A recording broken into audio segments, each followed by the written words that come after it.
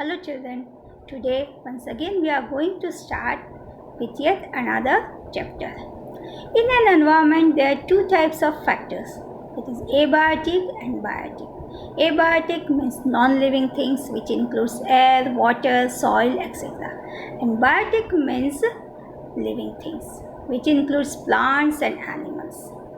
Plants and animals comprises the major part of this earth, and there are millions of different types of plants and animals that live on the earth. So today we are going to discuss about animal life in this chapter number 6.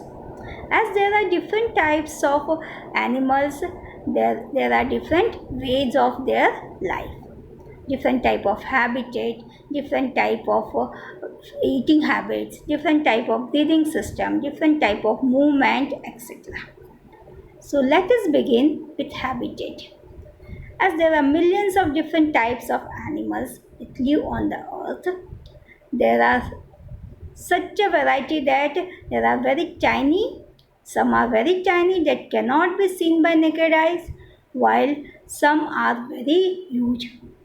The tiny ones can include amoeba, that is single-celled organism, and other microorganisms that cannot be seen by naked eye. While big animals like blue whale, elephant, they are very huge. So you can imagine such a vast versatile is there variety is there of the animals. Now, animals live in different kinds of surroundings like forest, rivers, sea, pond. Those which are living in the water, we call them aquatic animals or sea animals. They are also, some are also found in river, ponds.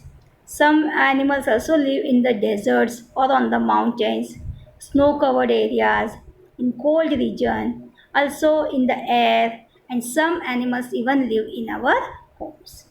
So, animals have got different features that help them to survive in that specific surrounding.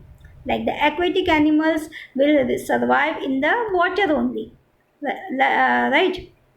And land animals cannot live in the water. Means they are having some features which help them to survive in that specific surrounding, and that specific surrounding is known its habitat, the habitat of the animals where they are found, where they can live and survive comfortably, right? So they are adapted to live in that surrounding. So that is known as habitat. So there the different animals have different habitat. Now, accordingly, different animals also have got different body coverings like shell, scales, feathers, hairs, etc. And where you will find the shell? Animals like snails, turtles, tortoise, they have got shell. Shell is a hard and strong covering which is over their body, and underneath it is the soft body. Their body is soft, which is covered by the shell, and it protects their soft body. Another body covering is scales. Fish and reptiles have scales to protect them. Fish have got thin scales, while reptiles have got hard leathery scales which protects their body. Birds have got feathers. The feathers keep their body warm, and they also help them to fly. Birds can fly with the help of feathers. Their wings are also there. So the body feathers, they keep the body warm. That is their covering. Another body covering is hairs. Mammals have hair on their bodies to keep them warm. Animals like polar bear have thick covering of hair called the fur. Polar bear live in a extreme cold climate. So how are they able to cope it up? How they are able to keep their body warm? With the help of the fur which is covered, which is the body covering, which is a body covering which protect them and keep them warm. Now, accordingly, there are also different eating habits. Okay, different animals have different eating habits. You know, animals have have to eat food to stay alive, right? And the according to the food they eat, the mouth parts of the animals are adapted to that kind of food they eat. Like, you know, herbivores, very the animals that eat plants are called herbivores, you know that. So, how their mouth parts are adapted? They have got sharp teeth to cut because they eat plant. So they have got sharp teeth to cut, and also the back teeth are flat and they are also large, so that they can grind their food nicely. Huh? So, what are the examples of herbivores? Sheep, goat, cow, horse, etc. They are herbivores. Carnivores, animals that eat animals, you know, and they have got pointed teeth, sharp pointed teeth, or they are also the canines. You must have learned it before also. The canines are very sharp. For what? To tear the food, right? They are flesh eating animals, so they have to tear the flesh of the animal, and they also have got strong back teeth to chew the flesh and the bones. And such type of animals are lions, tigers, wolf, eagles, etc., right?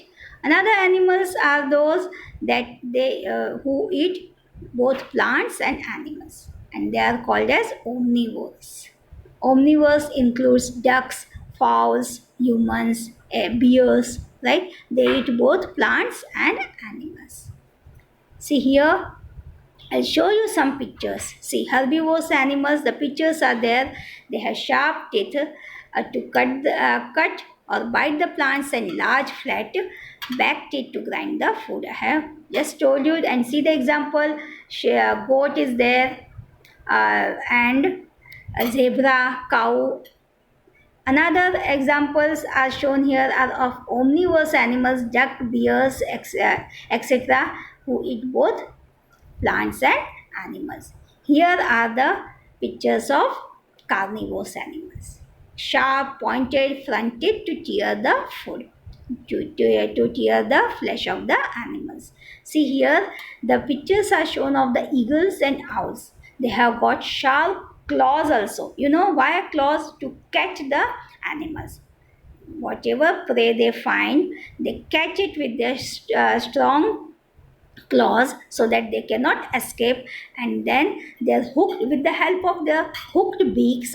They can tear the flesh of the animal and then eat it. So the mouth parts of the birds are in the form of a beak, right? The small birds which eat grains like sparrow and all that, they have got a strong beak so that they can eat the grains. Other bird like parrot, you know, it has got curved beak because it can cut open the nut. You know, it eats nuts, so it can cut open the nut and eat it. So accordingly, what I mean to say, that according to the food they eat, their mouth parts are in that way. See here, some more are there. Carnivores and animals like frogs are also there, and lizards. How they eat? They have got long sticky tongue. Okay, if wherever they find the food like some insect or something, there they will throw their tongue out, huh? And it will, the insect will get stick on the tongue, and then they will pull it inside and then eat it. See, you can see the picture. Frog is eating the insect here. The lizard is eating the insect. So how they eat? They throw out their tongue, long tongue, sticky tongue, and the insects, they stick on their tongue, and then they are eaten up. Okay, see, down is the picture of snakes. Some snakes, they have got hundreds of backward facing teeth that help them to swallow their prey. And some snakes have a detachable jaw that help them to swallow their prey. Sometimes the prey is even bigger than their mouth parts. So that also they are able to swallow the prey even if the prey is bigger than their mouth. See, you can see it in the picture, the snake swallowing the prey, swallowing the rat. I think it is a picture of rat. So this is how the carnivorous animals have their food. Now there are different methods of breathing, right?